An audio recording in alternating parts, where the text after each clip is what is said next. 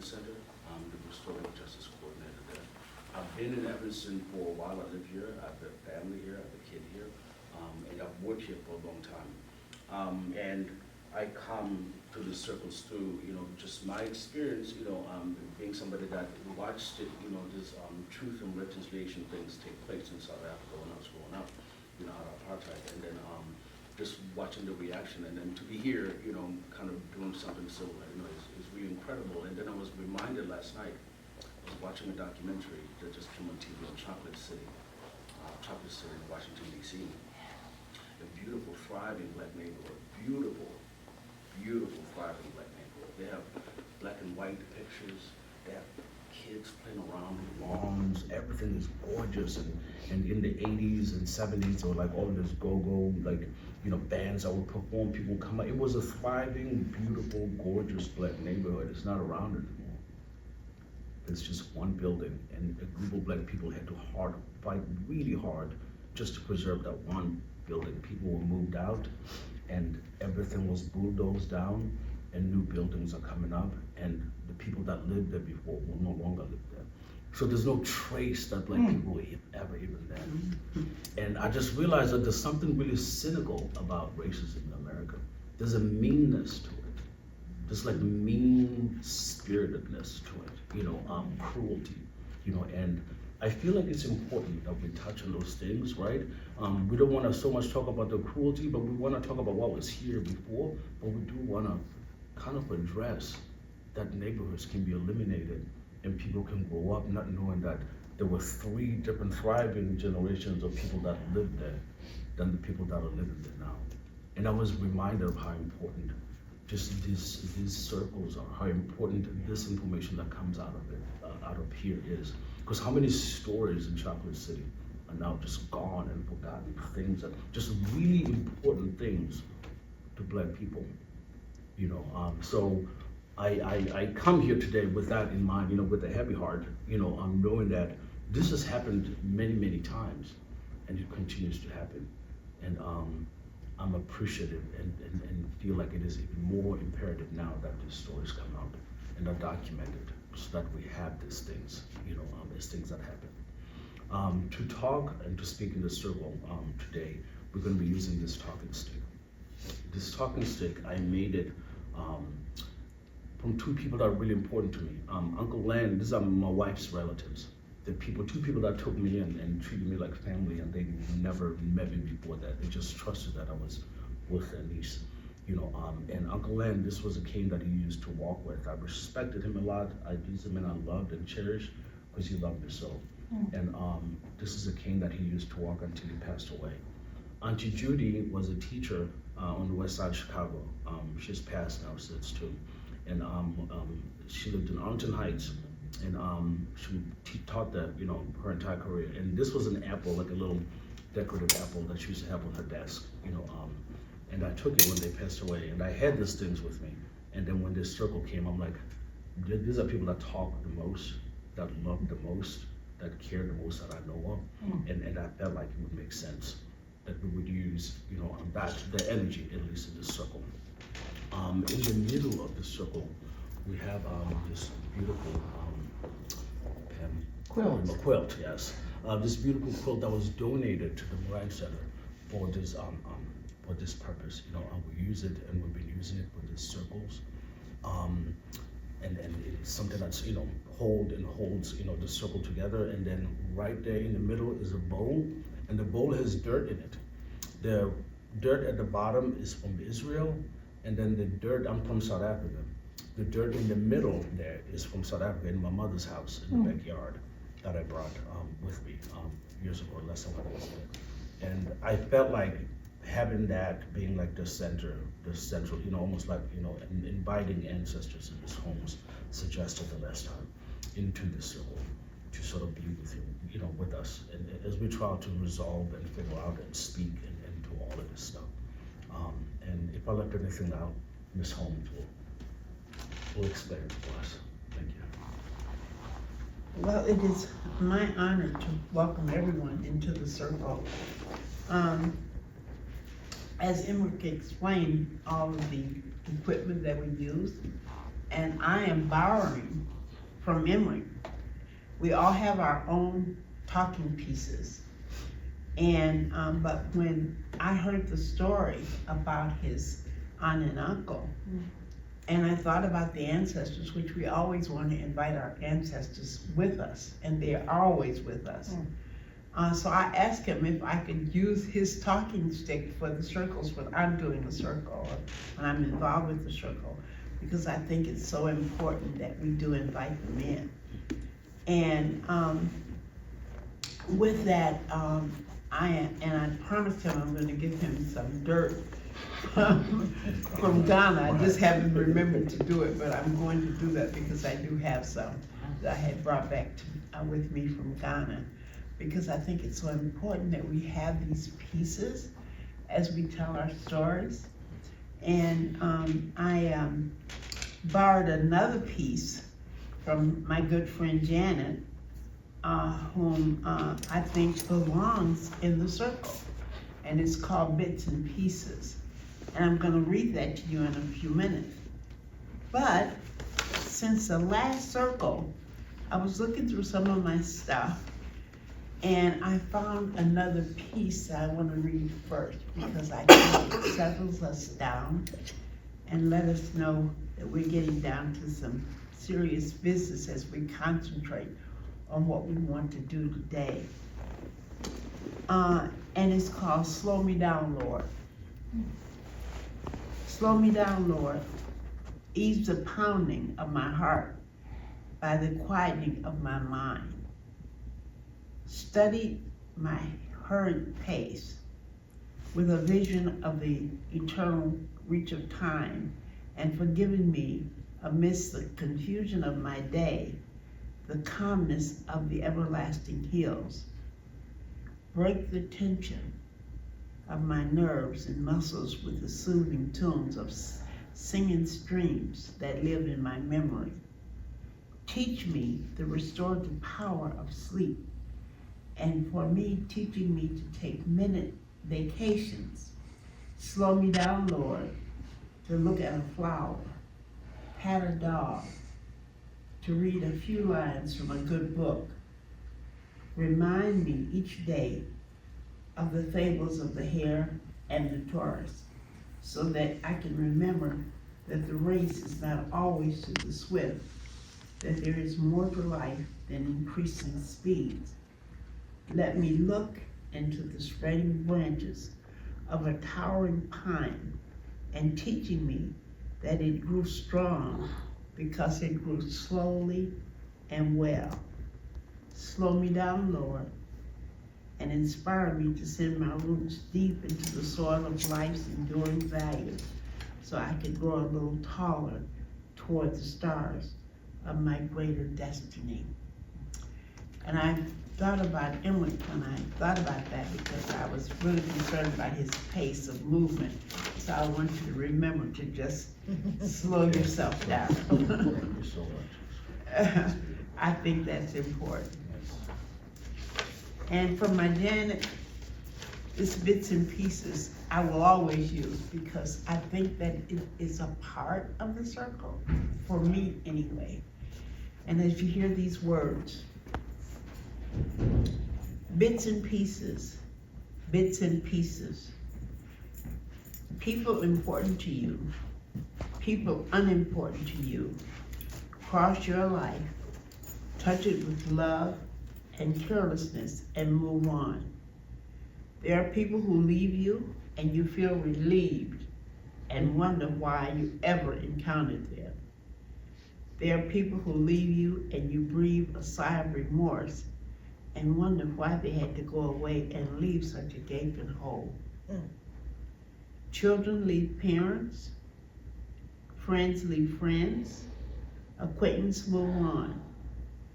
People change homes, people grow apart, enemies hate and move on, friends love and move on. You think of the many who have moved into lazy memories. You look on those present and wonder. I believe in God's master plan in lives. He moves people in and out of each other's lives and leaves his mark on the others. You find you are made up of bits and pieces of all you have ever touched, of all who have ever touched your life. You are more because of it, and you would be less if they had not touched you. Pray God that you accept the bits and pieces in humility and wonder, and never question and never regret. The author is unknown, but it's such a beautiful piece. Bits and pieces.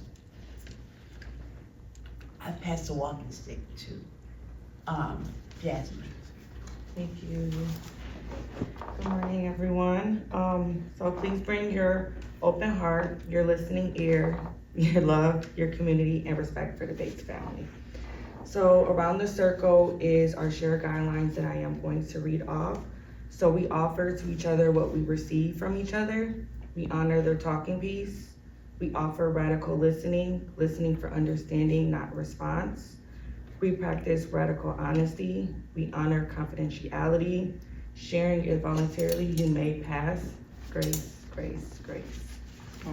So each one of you were asked to be in this circle. We are grateful for your presence. Please share your name, your role in the community, what brought you to this circle, and how you are feeling at this moment. So I guess I'll start since I have a piece. My name is Jasmine. I am a peace builder with the Moran Center, and I am also a case manager at Connections for the Homeless, so I am kind of community in a way. What brought me to this circle is to learn the truth telling of the Bates family. So thank you for having us and thank you for being here. At this moment, I think I'm feeling good. Yeah, work's going good, kids in camp, daycare, so I'm good. So I'm gonna pass the piece across from my heart. My name is Emric Mazmuko. I'm with the Moran Center. Can you speak up a little bit? Oh, sorry, yes, I whisper a lot. Sorry, Ms. Jenner. Ms. Jenner is always checking me on this. My name is Emric Mazmuko. I'm with the Moran Center. I live in Evanston. I'm a father here. I'm a husband and a community member. I've been working here now for since I moved to Evanston, which is so a little bit over 16 years ago, working in the community here.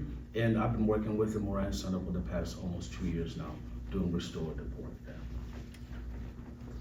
Hi, my name is Amari. I am the lead peace builder at the Moran Center. What brought me here is to really just learn and get to know more about the past of Evanston and how people lived and how the community went. And I'm here. It's happening. I'm gonna pass to Ms. Bates. So I'll come back. Okay. My name is Annie Rose Bates, and that's R-O-L-L-S, not R-O-S-E. A lot of people get it mixed up. But what else?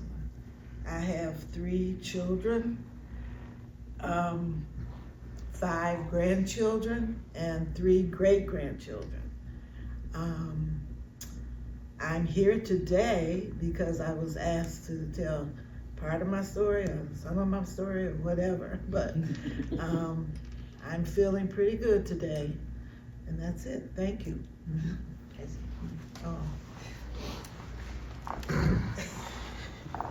My name is Michael Rolls Johnson, R-O-L-L-S Johnson. I'm her son. I'm her middle son, her best son. And I am here because she asked me to come, which I usually do. She asked me to do something. I'm right there for her to do it. And here to share my story or whatever that may be for the Mirandas and growing up here in Evanston. And I pass the stick to her goddaughter. Oh, I feel good.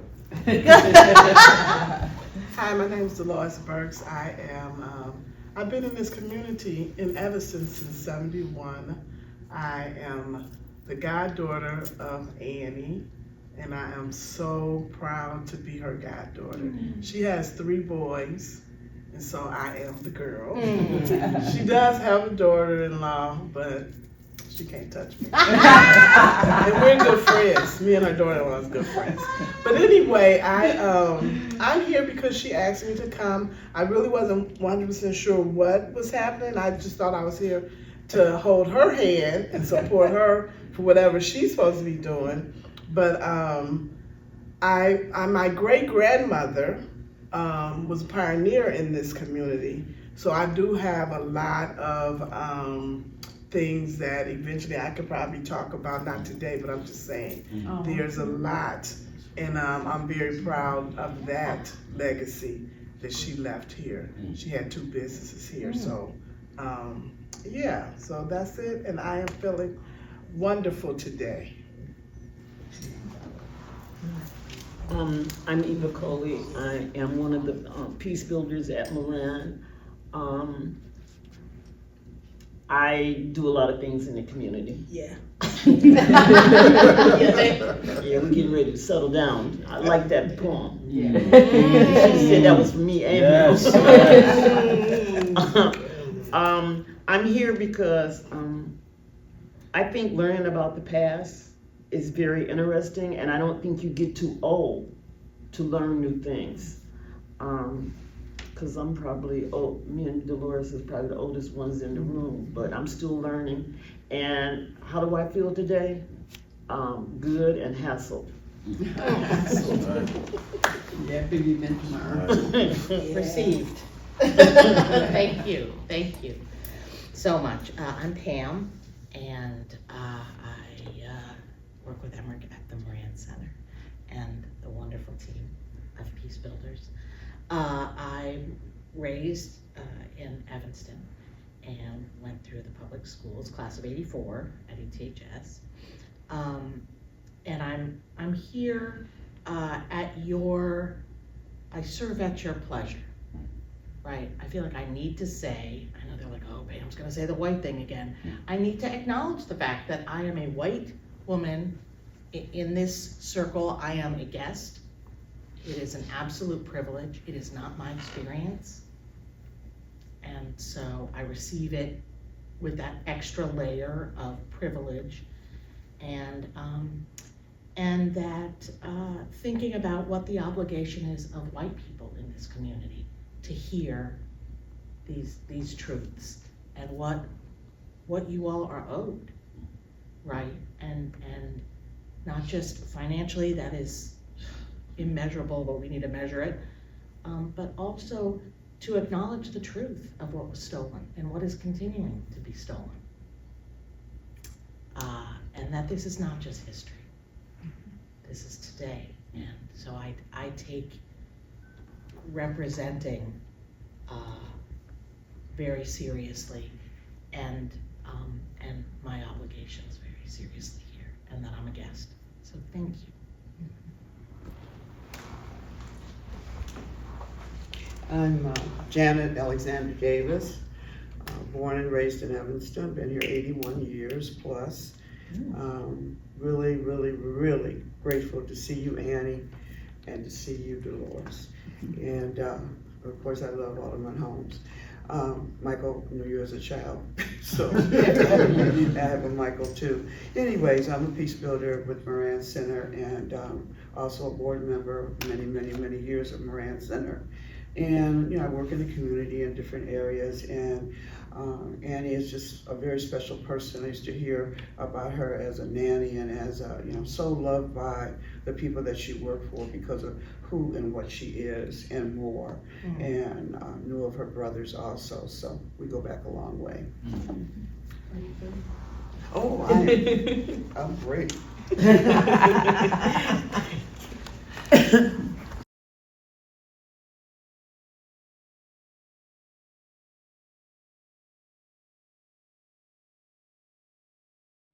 Been a lifeline for me in this last year especially.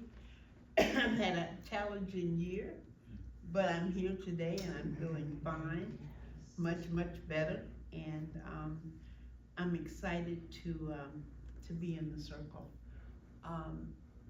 I am going to get us started with the circle. This is just a part of the beginning as we get to know a little about each other, and to understand what the circling is all about. And our concentration today is on the roles, ROLLS. Celery Bates family. I was teasing to call it Miss Celery Sauce, that's our joke. That was one mistake in my life.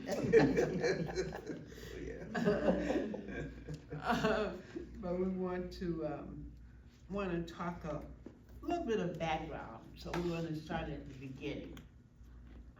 And we'll start with you, Annie. Just tell us when and where you were born. How did your family get to Evanston, if you know that? Just about your family and what that meant for you.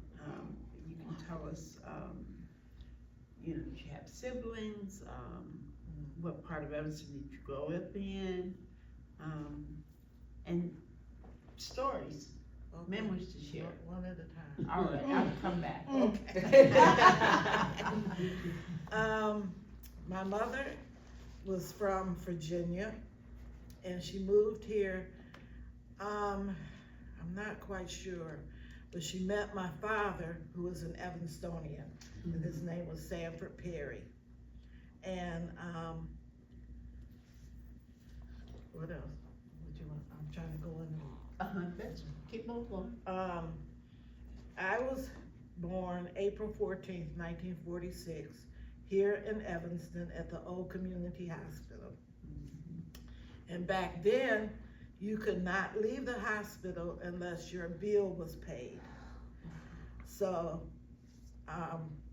my aunt and uncle paid the bill for me to come out, and they raised me. My aunt and uncle raised me.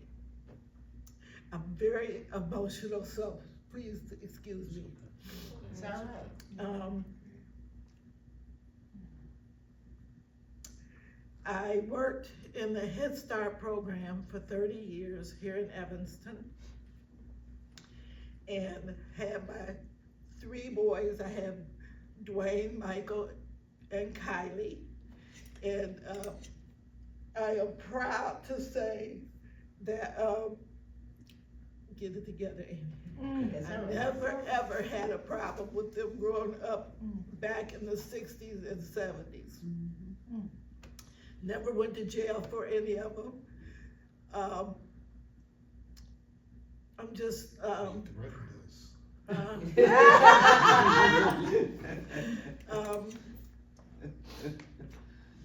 what else? Do you have siblings? Yes, my siblings, I had siblings, Joe Rose, Sonny Rose, and they have since passed on. I had a sister, Pauline, and she has since passed on. So I was the youngest one, and I'm still here, thank the Lord.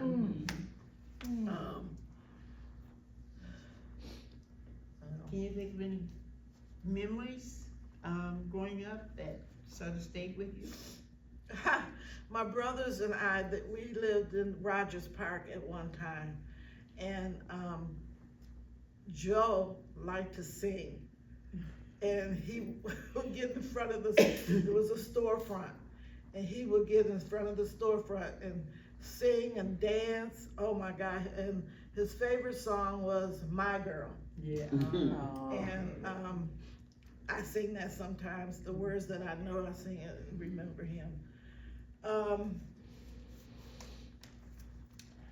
I had one bad experience when I was, well, I probably had a lot, but this one sticks in my mind. I was a teenage parent, and I was going to the Evanston Hospital for my prenatal care, and the head of the hospital, of the clinic, was I can remember Miss Kretschmeyer, and she was white and very prejudiced, and she said, "You cannot have your baby here at this hospital."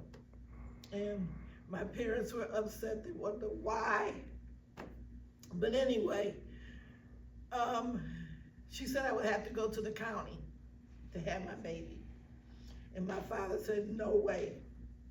So he went to the world famous restaurant, Fanny's Restaurant. Mm-hmm. He was working for her. And she paid for me to have the baby in Evanston, which I was very grateful for. What else do you want me to? Anything else that you can remember? Oh my God, can I remember? Working for the Head Start program was so much fun. I was up under my boss was Val Adams at the time, and Mrs. Holmes. They encouraged me to do things. I went to Prairie State College in Matson, Illinois for 2 years. I got a 2-year degree. And they encouraged me to take up different responsibilities in the Head Start program. So I started in the classroom and working with the children. You remember that? And one day, Mrs. Adams was like, we were sitting in her office and she said, I'm gonna get your position one day. And she said, good, you want it? And I said, wait a minute, I don't know. So I got the next position, which was parent coordinator. And my Lord, that was, Experience. yes, that was an experience. I grew to know a lot of parents, a lot of children. Children come up to me today. Hi, Miss Rose. Hi, Miss Silver. Hi, whatever my name was. And I would say, do I know? And they would say, they make me remember who they were. Now, if I had a child that was really, really, lack of a better word, bad, I remember them. But it was just a treat to work. The program is nothing like it used to be. I hear people who work there now, and they don't have the friendship, the love, or anything like we had in the program. I love my church. This is my church. I love my pastor. I raised all of my boys in the church. Some of them went astray, but they know. My oldest son is a deacon in the church, and so I'm very proud of that. I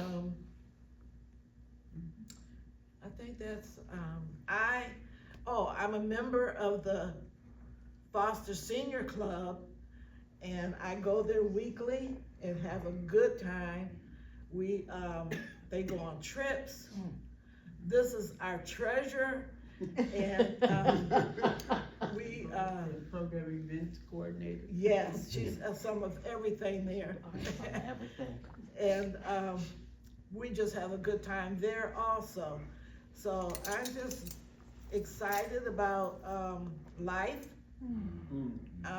I have some health challenges, but with the good Lord, I will get over those. And that's about it. Michael, if I forgive me, Pass it to Michael. Oh, okay. Yes, I am her second son.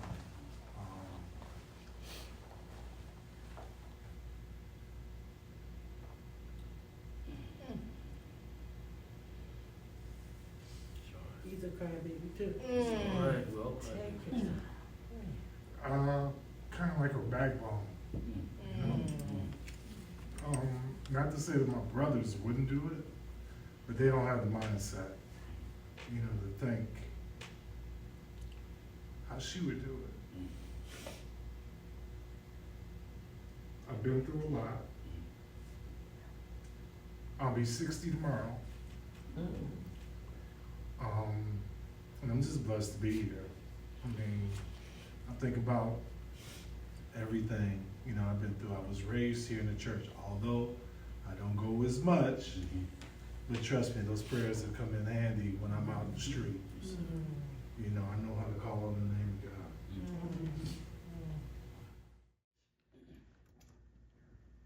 Until my turn. No, okay. But she's been there through my trying times, my hard times. She's pushed me, sometimes too much. And I had to remember, okay, this is your mother, so you just need to walk away.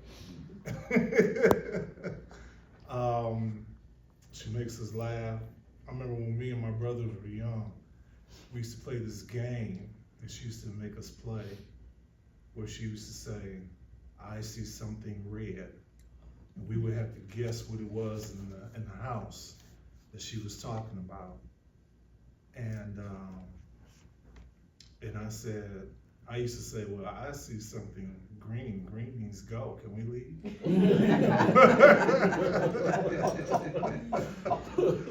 You know, I was probably, and I can say I probably was the most challenging one.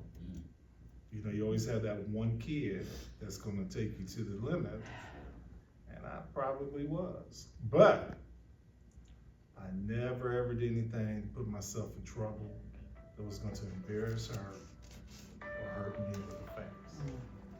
You know, we have this running joke where my older brother could never get home on time for curfew, but he was with the church.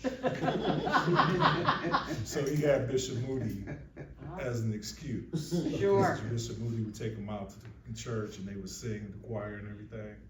My younger brother, well, at that time, Mom had gotten to the point, she wasn't too old, but she was like, he'll be all right, kind of, you know, so he kind of like slid underneath the radar a little bit, got away with a little bit more. Me, I'm cutting through alleys, I'm jumping through fences over the yard, just to get home on time, because I knew when I got there, she was gonna be standing there at the door.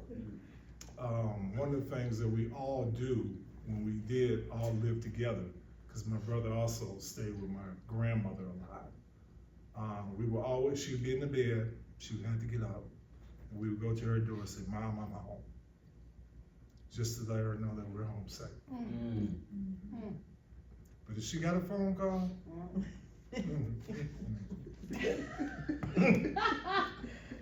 and I'll be like, you know, I'll tell people in a minute, you know, just don't call her. Just don't call her. But, and like I said, I grew up here in the community. I know a lot of people in the community. Went to King Lab when it was just, King Lab, when it first started. I think I was like the second or third class when it integrated. So I grew up, I started out here on Emerson, over here on this side of town, but I grew up actually on Reba. So I would be bused. I was one of the few kids that were bused from the south end of Evanston to go to school here. So that was interesting. But I didn't think of it as a bad thing, you know, like you used to see in the city and everything. I didn't think of it like that, you know. Some of my friends in Chicago that went to all black schools asked me what it was like to go to a integrated school. Well, what's integrated? I never knew. You know, when I came to King Lab, it was white, black, Indian, Asian. It was everybody. You know, so I don't know the black school, white school thing. I never had to be bothered with that. And I made plenty of friends and hung out at their house. They came to mine, and you know, that's just how it was. You know, growing up here in Evanston in the 70s. You know, we didn't grow up in the 60s, we were born in the 60s. Yeah. So. Yeah, I say they have older brothers, Yeah. right. But, and she, with her being a teacher and, you know, working for Head Start, she knew a lot of parents, her being an Everstonian. She used to always tell us when we walked out the house, Somebody gonna know you. that's what she would say, act like you got some sense, because you never know who knows you. Right. you know, and I would come home and she'd be like, oh, so-and-so saw you. I don't even know so. Right. You know, but I had a good childhood. I mean, I really did. I cannot complain. I had my grandfather around the corner. I had great grandparents. You know, me and my brothers, we traveled. You know, she made it easy for us. She was a good mother, but she was stern too. You know, and you know they didn't get it as bad. Different version. That's They right. did the Middle child. So, but it was like I said, I have no complaints about her as a mom and growing up underneath her, and you know, she was good. She was good, except when she yelled at us, but she was good. And she could yell. No, this way.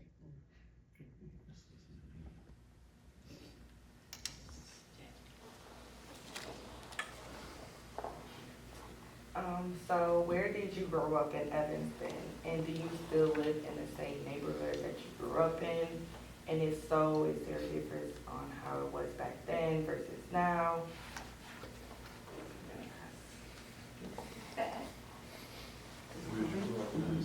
It's just between you and Mike. Just do. Just listen. Oh, Oh, yes. okay. Like you said, we grew up on the west side of Evanston, Emerson Street, 1027. 1027. 1027. Right. And then we moved to the south side, which is Sherman Avenue. On Sherman we lived. And I did not like it at all. I thought the west side of Emerson Street was it. Yeah.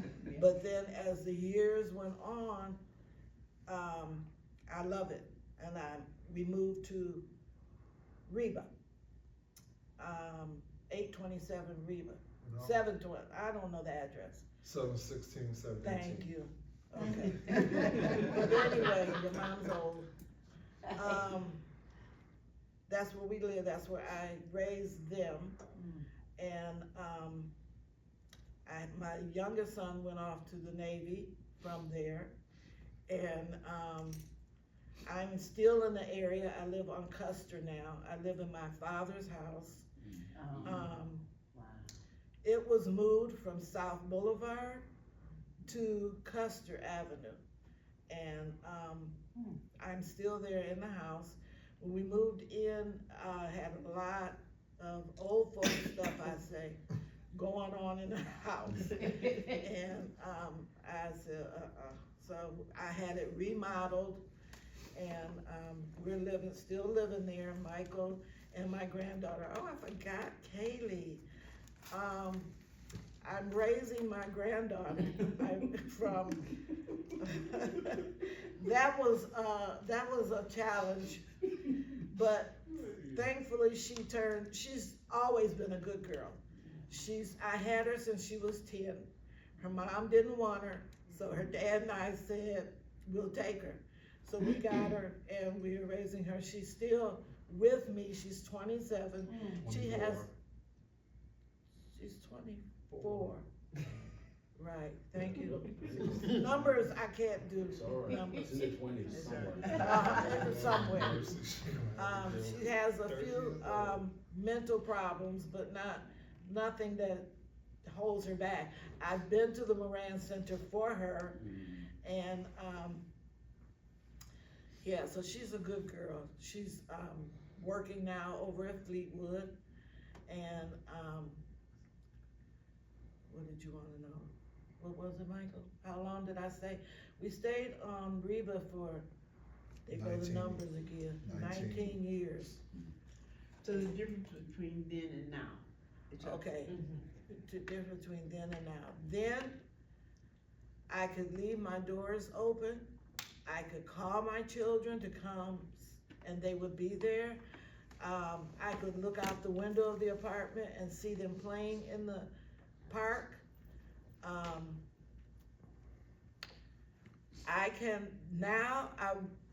so thankful that I don't have young children, because all this killing and shooting going on, I wouldn't have been you think that he said that I was saying, where are you and whatever, I would not let them out of my house, out of my sight now. But back in the day, they went wherever. Let me know where you are. I knew the parents back then. You don't know the parents now. So that's the difference. Janet, I could send them to her house and know that she would be okay. Miss Holmes, I could, but now you don't know the parents, you don't know where they're going, you don't know who you with, who they're with, and all you can do is pray. Pray that they're safe and that they're gonna get home. That's the difference. Okay. Okay. So we started out on Emerson, 1027, and if you're from Evanston, you would know it's called the Beehive. Yeah. Okay, and we stayed right across the street from the Y. We stayed at the very tip top. And then in 70, I can't remember these days, I don't know why, but anyway. He does. In 70, we moved to 832 Sherman on the second floor. A&P was right around the corner at the time. I stole some gum from A&P, and she marched me right back over to A&P. She did that at the pocket full of gum. And she said, "Where'd you get the gum from?" And I couldn't think of nothing fast enough. She said, "I know where you got it." So she marched me right back around the corner to A&P, which became Bold, which is no longer there now. Right. Then in 71, right before my youngest brother was born, we moved to 716 Reba. On my dad's side, my great grandparents owned that building. So we were able to get in. And so Reba was our thing. Also in that neighborhood, I don't know if you all are aware, but there's Reba Place Fellowship. Yes. And they have all kind of activities for young people to do and stuff like that. So that kept me busy in the neighborhood. And then I think it might have been my sophomore year of high school, we moved to 718, which is in the back of the building, of the same building. And so we didn't move that far. We didn't change neighborhoods. We still didn't move that far. And then in 1990, when my grandfather,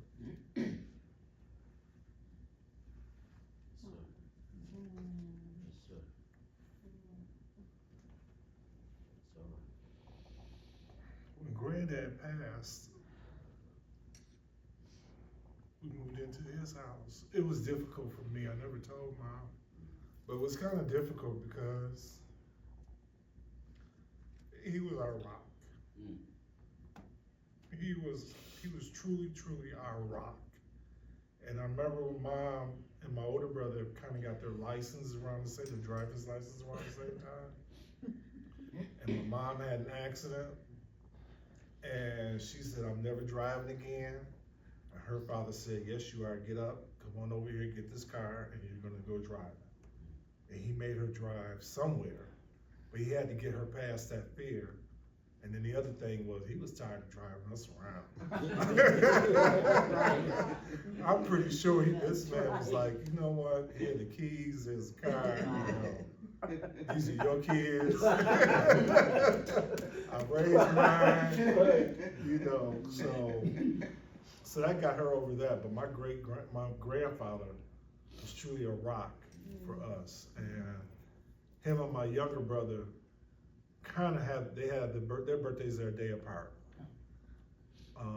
So they share a special bond, but yeah, he made Mom like, "You're gonna do this. I don't care about you complaining." I never heard him yell at her. He never raised his voice. He never said nothing mean. He just told her what she had to do. You know, because you're an adult, you gotta do it, you got 3 responsibilities. Don't count on me always. You know, and she became a stronger person. Too strong for my taste. Sure. But she did. It's kind of funny how you, like right now, when I view her, I'm like, wow.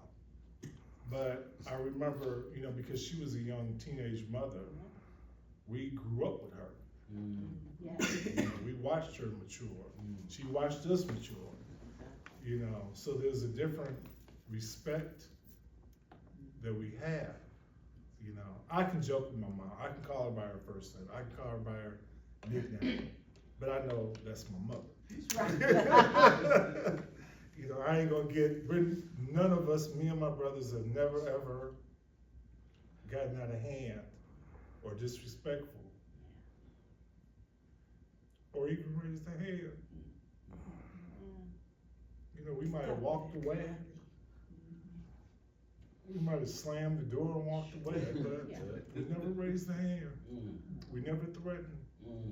Because we knew she was our rock. You know, and Dwayne and Kylie, they would run to the church van. I'm thinking of all kind of excuses. I got on the wrong socks, my shoes didn't match, you know, anything. You know, anything I could think of. You know, I'm sick today. And that was the other thing. You know how kids play, I'm sick, I can't go to school. You know, she put it fast one on me. Well, if you're too sick to go to school, you can't go outside and play. You're too sick. You know, so sometimes she would say, well, just do it yourself.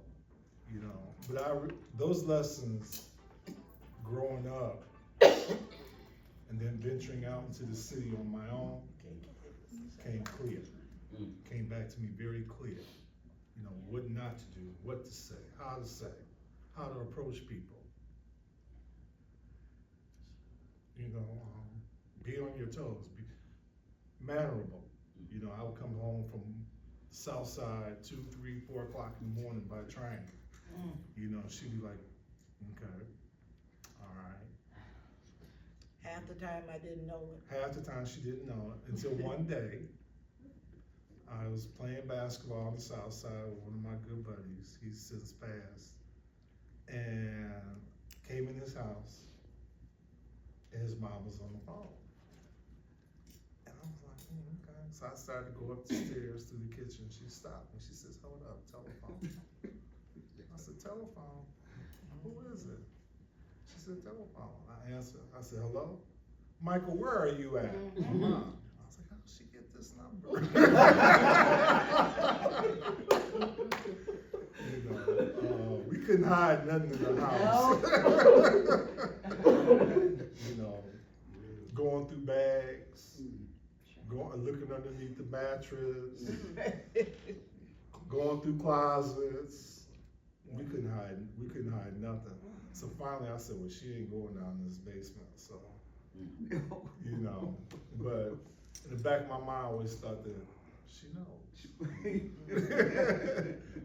She don't know what it is. And I used to tell Kylie this all the time.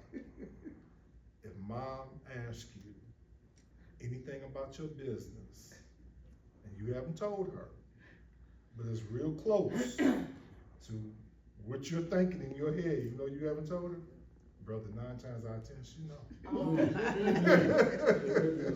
She already know. So, you know, don't make it worse than what it is. And you take care, because I'm out the back door. You got to handle it on your own. You know. But he probably caught on. But we had a lot of fun. Yeah, we had a lot of fun. Yeah, but I didn't mind going to the city. Those other two was like, I don't know. I was like, oh, please. Train right around the corner. Our street right there. Right there. Pass the stick. It is about you. Okay, Now, living in Evanston, did you ever face any discrimination or racial issues in your community, at work or at school? What did it look like, and what did it feel like? Along with that, are you an Evanstonian? And what does that mean to you? I am an Evanstonian. I'm sorry. Oh, One thing. I am an Evanstonian and very proud of it. It's very beautiful. I was just talking to somebody, was it you? Today, we were saying in the car that the streets, we saw the young folks picking up the dirt, the papers and stuff. And we said that this is one of the most beautiful communities around. And he said when he goes to a different community, it does not look like Evanston. So I'm very proud of that.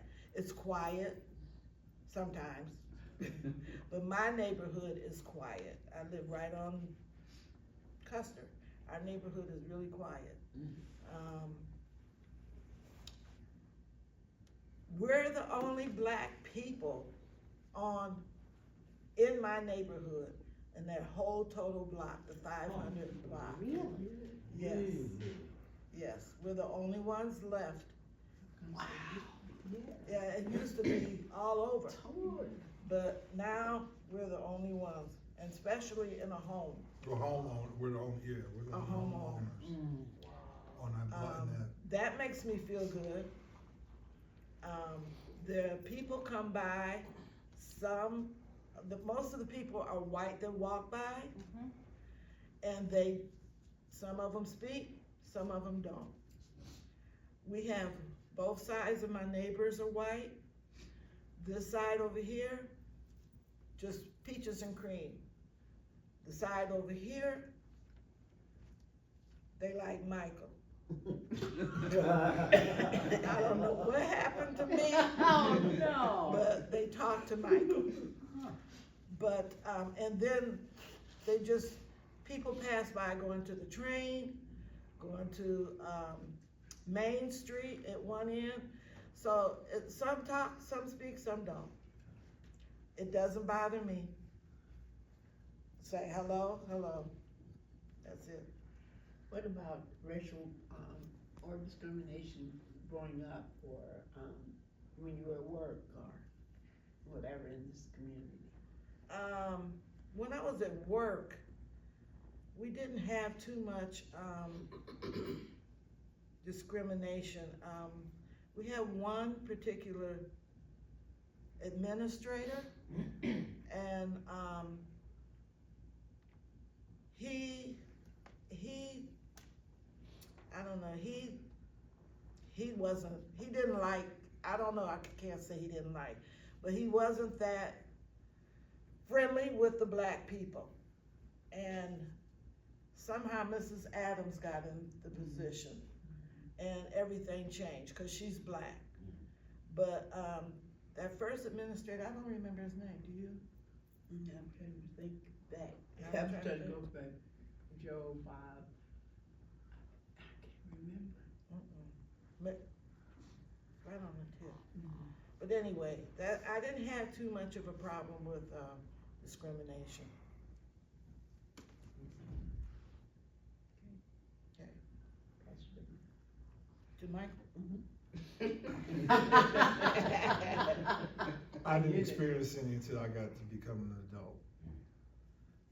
You know, growing up, I never experienced it. I mean, I knew it existed, but I didn't. No one called me out a name until I became probably in my 40s. You know, at work, thank God I worked in places where I didn't have that. You know,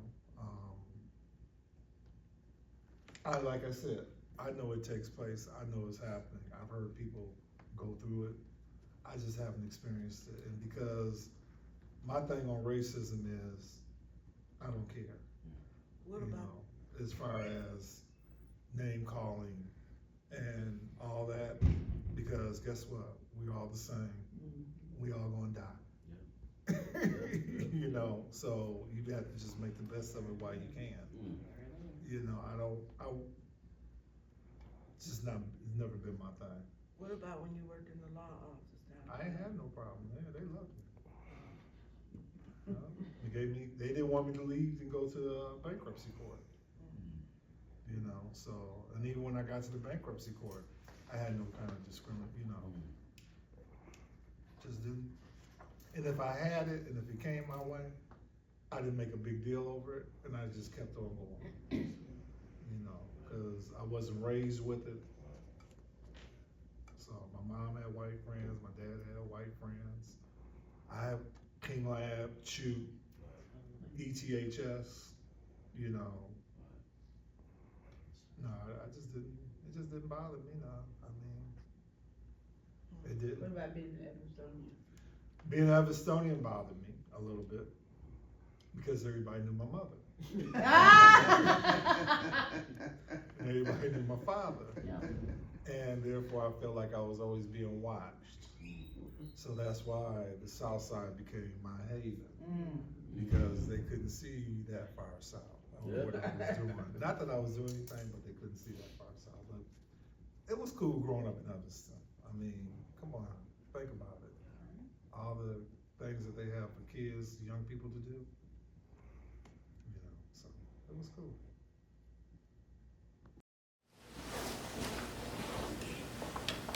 And I'm gonna pass the talking stick back, and then also it's just a phone. Oh, I'm gonna pass it. Give me 1 second. Okay. Would you like to, I have a follow-up, Pascal. I know you said that you had your first son at Evanston, but the only way you had your son was because somebody paid on your behalf. And you felt like that was discrimination, you were discriminated against. Oh, definitely. Do you want to go talk more about it? Because that kind of goes into what Ms. Dolores was talking about. And then also, did you have that experience with your other children? I know. My first son that I had the problem with, is 62. He's 62 now. Oh, Well, yeah, he will be. 62. Okay. And that's where I first had the problem with the white lady. Because other people were going in and having their children. But I wasn't allowed because I was black. So that bothered me a lot. When I had my other two at the same hospital, I didn't have the problem. She was gone, number one. But I didn't have that problem. Yeah. Is there anything else? Sure, of course. Are we passing you the stick? Sure. Yeah. Thank you. got it. No, thank you. You mentioned that your home had been physically moved. Now, there's a long history of that, so I wanted to sort of see if that was connected to Black people's homes being moved and what you knew about that. I don't really know too much about that. I can kind of answer. Well, If you dare. You said you didn't know, so. Well, I know a little bit, but go ahead. Go ahead. The house was, do you know where South Boulevard train station is? Yes. Yeah. That's where the house stood. Ah, Ah, trains. okay. And my granddad's father, Mm-hmm. I got that right? Right. Okay. He moved it to where it is today, the whole house though, Right. you know? Right. So I'm thinking maybe because the train was coming through and there were houses there and they probably gave him that property. Because the other two houses that are next to us, they're not big either. Right. And the one on our left side is real small, you know, so that's what I'm thinking, That makes sense. But Yeah. that's why we had two deeds. Ah. When we were Okay. cleaning up, remember You found them. she found two deeds. Mm-hmm. One said South Boulevard and one said Custer. Wow. Yeah. So, yeah, the house is old. Looks nice, but it's old. Sure. Thank you. That's a nice history. Yes. Well, that's still discrimination because they would have moved it probably, they call it eminent domain by making the train station there. Right, They're probably forced to move it. Right, right. right, They moved it because they wanted to. right, Yeah. yeah. Wow. That's really interesting. Well, we're coming really to a close. As Jasmine asked, if there's anything that hasn't been said that you'd like to say, adding to your truth about this community, about what has happened to you where you are now in life, anything that you want to add, now's the time to do it before we close out. Think of anything?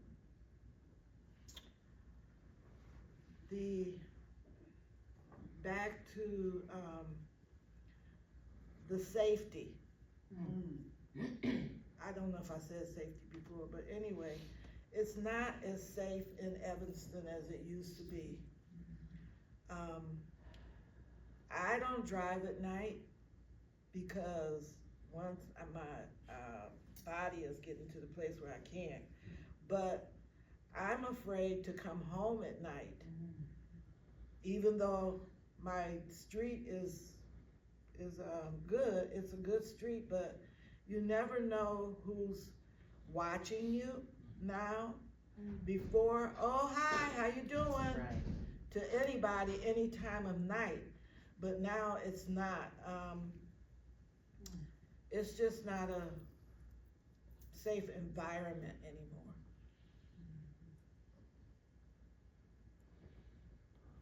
That's about it.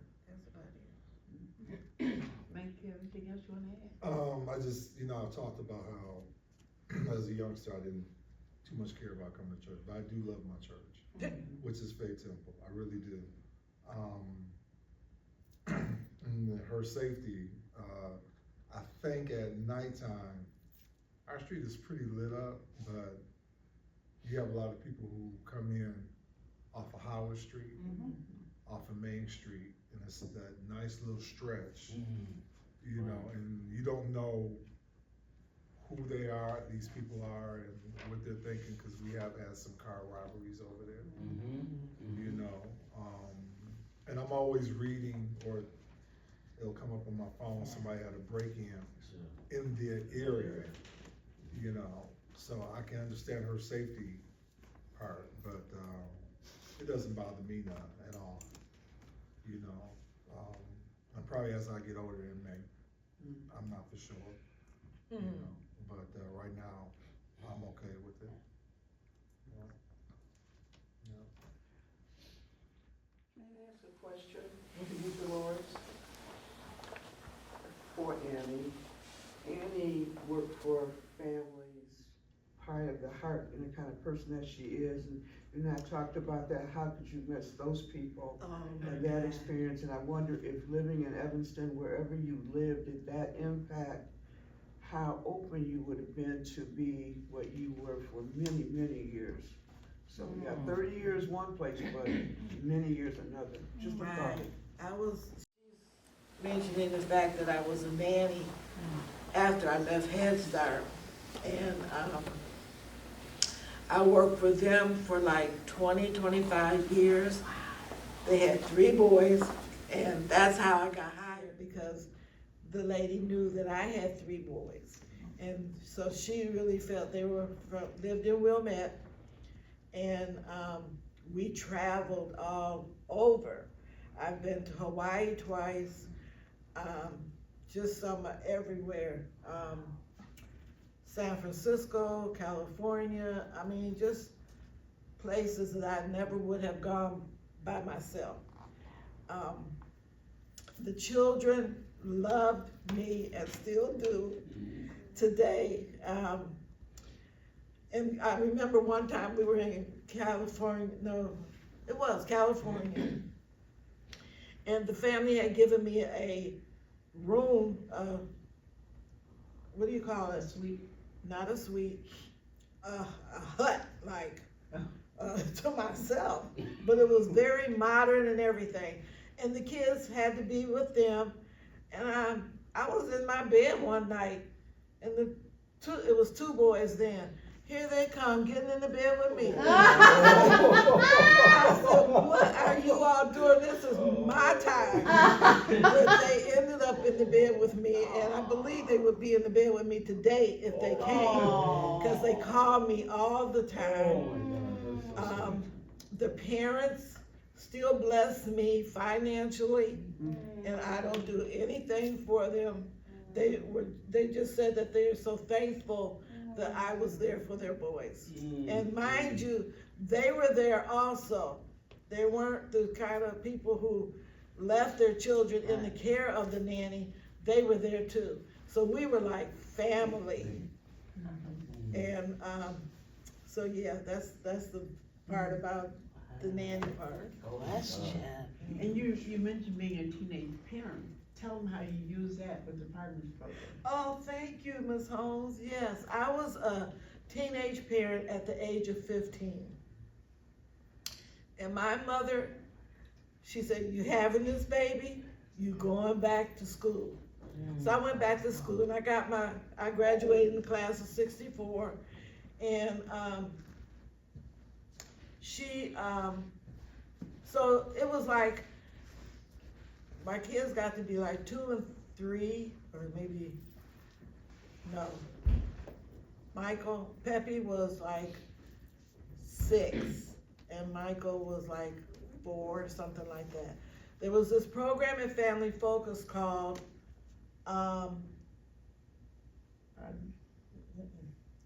it was the Partners Program. And you had to be matched up with another teen parent and share your experiences with them. And that was the best time. Those girls they had gotten pregnant, and they didn't know how. Forget it. They didn't know how they had gotten pregnant. We sat them down and told them, they said, we were in a car. What? You know, and because I told them I wasn't in a car. So,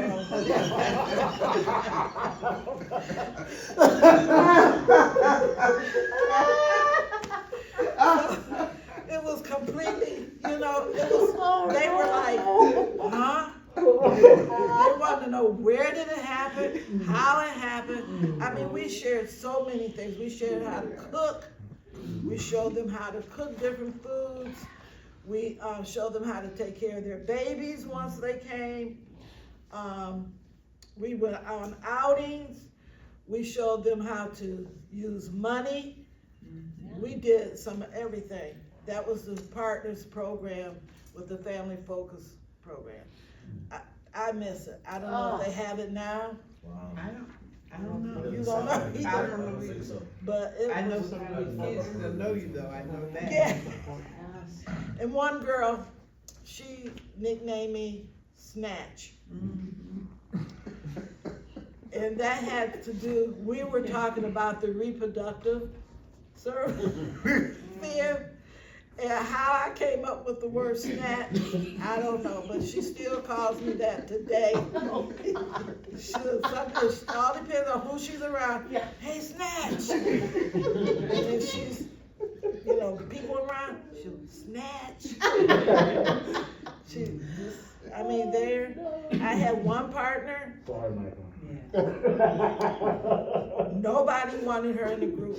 We had like 7 or 8 of us, teenagers, senior partners.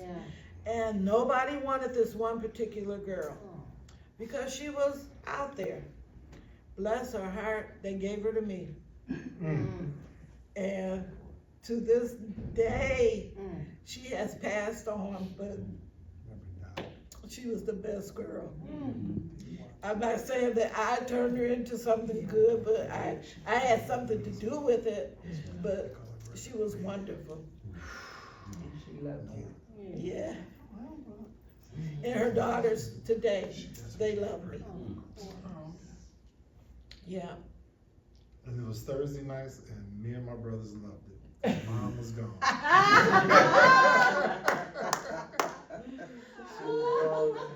We can hang out a little tougher, a little bit longer. Partners was on your right. I was like, okay, she'll be home at, We had, growing up was good. Yeah. It was really a good time. Like Michael said, I grew up with my children, but I could not run the streets. Yeah. My mother's name was Helena, and Helena was a Hellcat. She said, you had these babies, you're gonna sit here with them. The only thing she did, she kept them for me to finish high school, and then that was it. She said, you're on your own. Wow. Yeah. But I can't remember anything,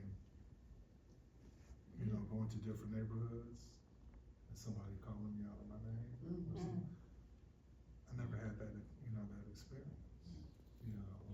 Okay, we got It was cool. Yeah. I never had that experience in Evanston until 2020. And I was standing on campus at Northwestern. About that, hey nigga. Wow. I almost passed out. I mean, it was like such a shock. Well, at least she was at a better place. I was food for less. So I understand that. Yeah, Not that you don't have other issues, but it's the first time anyone ever It's called me shocking. N-word. It was very shocking. yeah. I was coming from, they had a ceremony for Lorraine Morton at the auditorium In I was- 2020, right? in 2020. I was walking across the street to wait for my friend to pick me up. And I'm standing there by myself. Oh my God. Liz Tisdall and Nikki Pearson, they were on the other side, and so everybody went, I'm screaming, oh, did you hear that? I mean, it was like amazing, but, so it's too much sometimes. But as we began the circle, with everyone playing a part, and Ms. Brooke, today you are Michael's and Andy's witness to their story, so that we always try to have, if they desire, to have a witness to the story, so that's your role. But we all have a time to participate in the beginning with our check-in, and so with our closing. We all can participate in this, so we're asking, as a member of the circle today, what are you taking away from this experience? Did the circle teach you anything? And why do you think these circles might be important to our community? So I'll start. Yeah, this is gonna be for everyone. For everyone, so, what are you taking away from the experience? Well, I have truly enjoyed listening to all the stories or whatever you have said. It enlightened me a little bit. First of all, you didn't say anything, Ms. Coley, but when you walked in, I was surprised to see you being included in the circle, and her and I have a little thing that we do at our meeting. We look at each other when something isn't right or whatever, so, and we've done that today. But, yeah, so I enjoyed just, hearing different things. Did it teach you anything, and do you think it's important to have these kind of circles? I do. I don't know if it taught me anything right now. I'll think about it later back on. But, yes, it is important. Is this going to be shared with other people, not just North Shore? It will be available at North Shore, and for generations, your grandkids, your great-grandkids can come and pull it out and listen to it and know about your family and your history. Okay, well, that's the So part I like. it'll be shared in that way, yeah. Okay, well, that's. That's the why part I we're like. having it recorded. Okay. You want me, okay. What do you take away from the experience? It was a And good experience. What has it taught you? And do you think it's important to have? It was a good experience. I probably will think back later on this and share something that that it taught me. But I think it's good to do this because community has a story to tell, and it needs to be told. And everybody has something that they need to share, because you never know how your story may help someone else's story. To get over something that they may be going through, that they don't realize they're not alone in it. Yep.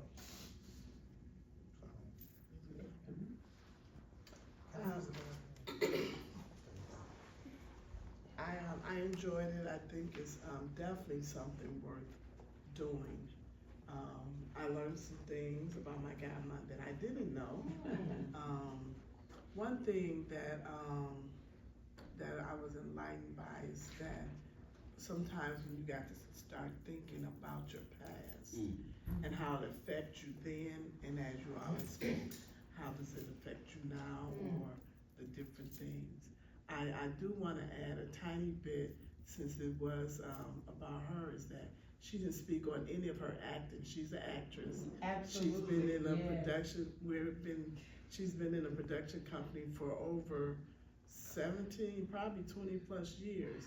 So I wanted to add that, since this tape may be seen by her grandchildren and her great grandchildren. She wonderful actor, and she always had her friends to come and see the plays that she was in. So I just wanted to add that, because sometimes you have so much that you forget different things, like you had to bring up the partners, she had to bring up her nanny. And she was a nanny to more than one family. Right. That particular one just stuck with her throughout. Right. But she was a nanny to a couple of other families. Right. So I just wanted to add that, and I also want to end with, when you're born, your parents usually pick your godparents, your godmother, your godfather. I was blessed to pick my own godmother, and that's how me and her became so close. So I just wanted to mention that I picked her as my godmother, and I'm grateful for that. So my story hasn't changed. I've been to so many of these, and every single time I learned something different. I think the circles are very useful. I think they need to be continued. And my pet peeve is we need to figure out how we can get some youngsters to sit down and listen to some of these stories, because I think it would enlighten them. And just glad I was able to attend.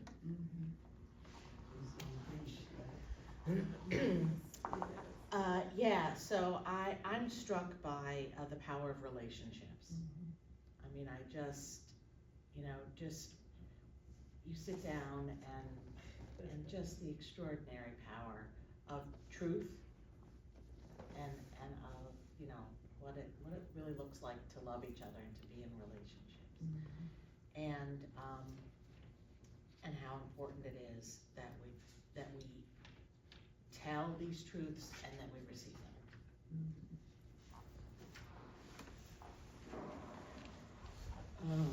Really, really happy to be here. I haven't been able to make all of the circles, outside circles, but when I knew Annie, I had to make arrangements so I could be here because it was you. Thank you. And we go back really to South Evanston when you all lived down there, and your brothers. So I remember that. And you know, the memory is just not like it used to be, right? Right. It's very difficult these days. I even taking Prevagen. Oh my God. Trying, we'll see. 4 or 5 people said to me, let me know if it helped. Let me know too. But let me, just say that I feel good. I know some things more about you than I didn't know before. Michael, you have been a real great addition. You've been funny, you've been honest, you've been, open and vulnerable and a man, a real man. So I know that restorative justice practices can help cure what is happening in our towns, in our states, in our nations, in our people. We hear from Black people, elders, how we were raised, how we raised ours, and what's so wonderful about this project is that, I know that I whipped my children, I was whipped.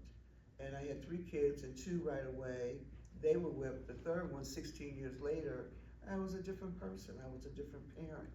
And I've had to listen to what the younger ones, like how they handle some things and how we handle when we could be critical of each other. But the circle, radical listening, I think enables us to not think just about ourselves and what we think, and also criticize in our minds, whether we say it or not, other people. When you know the background of people, we only knew all of that, I don't think we would treat each other the way we do. So I think this is really necessary in our community. I hope we continue to be able to get around in every facet of this town, that we can begin to learn to think differently, therefore act differently. Thanks.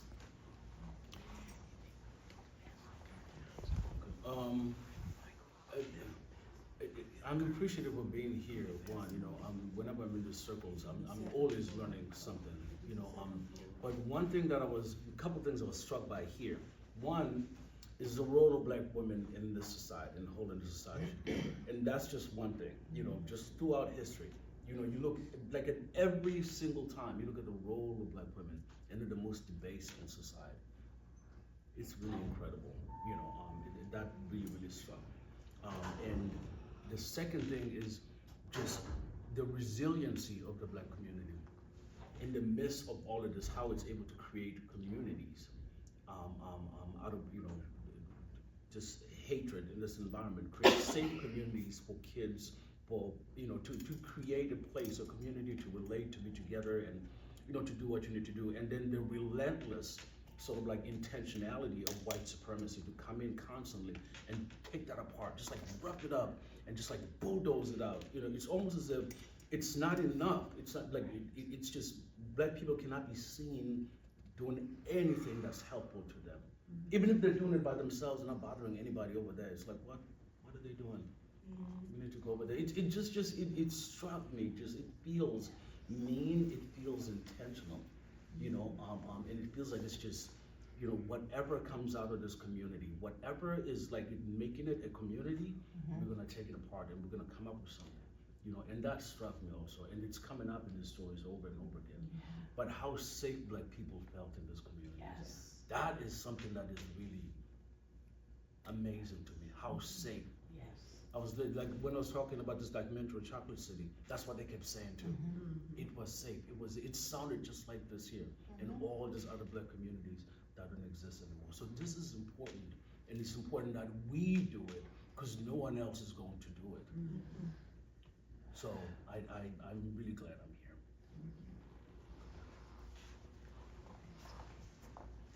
here.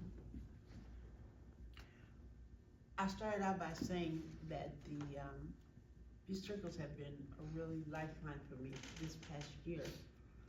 And each time I learned something different, and I am always so excited to be in the circle. And I'm taken away from here today. I didn't know about the history of your grandfather's house. I really didn't, and that was amazing to me, because I was thinking about it. It's sort of a different kind of racism, Right. because I think of all the houses that was moved from North Evanston to the 5th Ward, for black families. And, which was a whole nother situation. But nonetheless, it was discrimination regardless. And following up on what Emmerich said, you're absolutely right. If you think back for each circle, we've asked that question about discrimination and racism.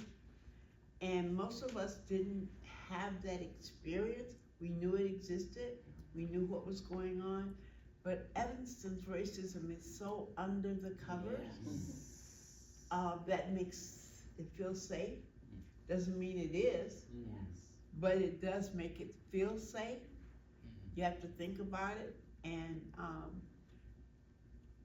I've encouraged people to think about the circles, and as I said, I intentionally chose people whom I thought had good stories to tell with a different twist each time.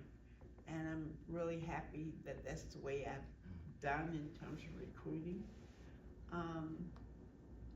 It's so important. I learned from one of my good friends who passed on, Karen Shavers, who said, tell your story yourself, because if you don't tell it, someone else will tell it, and they'll tell it the way they want it told. So if you want your story told, you need to tell it yourself. So I'm striving to that because I think it's important. And I've told each person, I promise you it's gonna be painless. So I just reached over and said to Annie, was it painless? Because I think people are afraid when you talk about telling your story, and it is painless, but it's your truth, and there's no judgment in it. So thank each and every one of you all who participate in the circle today. We're so proud and we're so grateful that you allowed us to be a part of your storytelling. Thank you. This is my pastor who I said, I love my pastor. And he loves her too. So we'll introduce you to Pastor Moody, Pastor Carlos Moody, who was my family as well. Absolutely. I go back to his father. When he first came to Evanston, and he used to have tent meetings, but he also had church in the back of the barber shop on Church Street. And my good friend June Huff introduced me. And I've always had a connection. It's not my church home, but it's my church family. I've always had a connection with Faith Temple, so happy that you had us today. Oh, Thank you. it's my honor and my pleasure. And I looked around already and everybody just looks so graceful. It's just nice to see the smiles and all. And from what I understand, you kind of sharing personal whatever. You know, you're looking at a guy that I never saw this coming. And, when I found out it was coming, I ran. You know, I knew the responsibility. I knew it was more than just sitting in a suit, you know. But what God, and when you look back at your journey and you look at where you are now, you say, man, you know, I'm worth something. You know, I have something to give. And so I live my life now, just wanting to make a difference. We have it on the wall upstairs, but it's that simple for me. If what I've gone through can help somebody just a twist, just a little bit, I send them in a different direction. Ever so small, you know, and they know that I'm not just wasting time. And they may have told you I lost my wife 5 years ago, and what it's done is pushed me even more, you know, that I don't have time to waste, you know, and that I've got to love every day. Even people that I'm not familiar with, I can love them because that's what I bring, is who I am, you know, and the rest of it follows, you know. Want to change the temperature in every room that I'm in, you know, people know, you know, he's been there not because of all of this, but because of what's inside. That is real, I'm transparent. My church, they probably know so much about my business till it's but it's good though. You know, I let them know I believe like they do. I hurt like they do, you know, and I carry a title, yes, but we're all growing together. I want to build leaders because I don't want to be the only one. I hate being by myself, you know, but we can do more, you know, as a group, and so I live that way. And I want you all to know I really am happy that we're here, you know, as we go through any special channels. And came to me and asked, and it was instant. It was like instant, you know. And today I'm really happy. I'm happy, and I hope you'll do something like this again soon, and this can be your second home. Okay, know that you're welcome. And Pastor will let you know a lot of us, but some of us you don't know, so Okay. if they'll introduce themselves. Okay. Amara, would you start if you don't mind? My name's Amari. I'm the lead peace builder at the Moran Center. Wow. My name is Emric Masabuko. I'm the restorative coordinator at the Moran Center. Okay. I'm Jasmine Winfield. I am, as well, a lead peace builder at the Moran Center, and I'm also a housing case manager at Connection for the Homeless. Wow. Y'all be talking to me. Pass round. Oh, dear. Well, are you Grammy award winning? All of that? He's all of that. Y'all just don't know. He's all of that and more. Whoa. Oh my goodness. I'm Pam. I'm with Emric on the staff of the Moran Center and doing the restorative work. Okay. Thank you so much. This has been, we're really a real privilege. And you know me, I'm a peace builder with the Moran Center. Okay. Real special. Deep. He knows me. I remember here. He knows me well. Absolutely. Yeah. So you all need to know I used to drive a van, pick up students from Northwestern, children for Sunday school, and Annie used to scream at me out the window on Sunday morning. You know, I had to honk the horn, and we didn't come to church then. No. Not this one. We would talk until they came down and got in the van, and we did that for a long time. And then all of a sudden, I saw her here, you know, and it's been ever since. Children relieved. Yeah, I call her my rosebud. Nobody else does, but I do. Yeah, so we go back. Again, it's a lot of love here, and it's really on display. It's on the inside. She has a lot of nicknames, and Rosebud is one of them. But my husband, Oh my goodness. God love his soul, Yeah. he called her Rosebud. Oh! His cousin was married to a sister, Pauline, and so I always say Rosebud. Okay. Rosebud. To say that, yeah, really. Yeah. Now the real circle starts. Okay? And I have Rosebud, Annikins, Oh, man. That's Nash. Bud, Snatch. Snatch, Yeah, all kind of names. Yes, Joyce. I had called her Rosebud so long till somebody asked me, what's her first name? You know, it's in the pulpit and everything, that's Rosebud. All right. I just want to say that is our pastor, Bishop Moody, right over My there, dad. his dad. Just let you know. All right, I hope I did what I was supposed to do. Yes, sir, we just want to know everyone and thank you for having us here at Faith Temple. Anytime.